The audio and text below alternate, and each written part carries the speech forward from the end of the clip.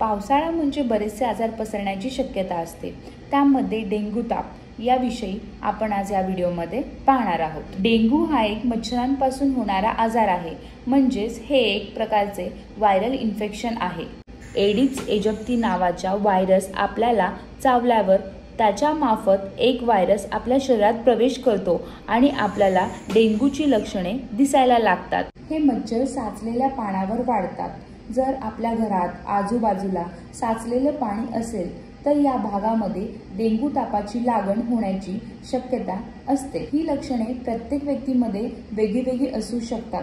ताप, खूप जास्त अशक्तपणा, खूप जास्त ताप असू शकतो, म्हणजेच 103, 104 एवढ्या मोठ्या प्रमाणात देखील ताप असू शकतो। त्याचबरोबर काही जणांमध्ये मळमळ होणे, उलटी होणे, अंगदुखी यासारखे बरेचसे लक्षण देखील दिसू शकतात। काही जणांमध्ये लाल पेशी म्हणजेच प्लेटलेट काउंट कमी होण्याची देखील शक्यता असते। प्लेटलेट काउंट कमी झाल्यामुळे त्यांच्या अंगावर लाल चट्टे देखील उठू शकतात। डेंग्यूची लागण झाल्यावर तुम्ही काय करू शकता ते आपण आता पाहणार आहोत। पपईच्या पानापासून बनवलेली एक टॅबलेट म्हणजेच कॅरिपिल ही टॅबलेट तुम्ही दिवसातून 2 वेळा घेऊ शकता। त्यामुळे आपल्याला शरीरातील प्लेटलेट काउंट्स वाढायला मोठ्या प्रमाणावर मदत होते। पुरेशी झोप आणि भरपूर प्रमाणात पाणी प्या।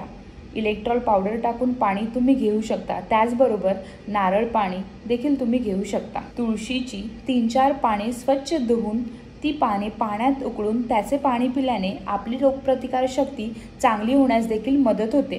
त्याचबरोबर सकाळ आणि संध्याकाळी तुम्ही गुळवेलचा काढा देखील घेऊ शकता। डेंग्यूची लागण होऊ नये याकरता मच्छरांपासून बचाव केला पाहिजे।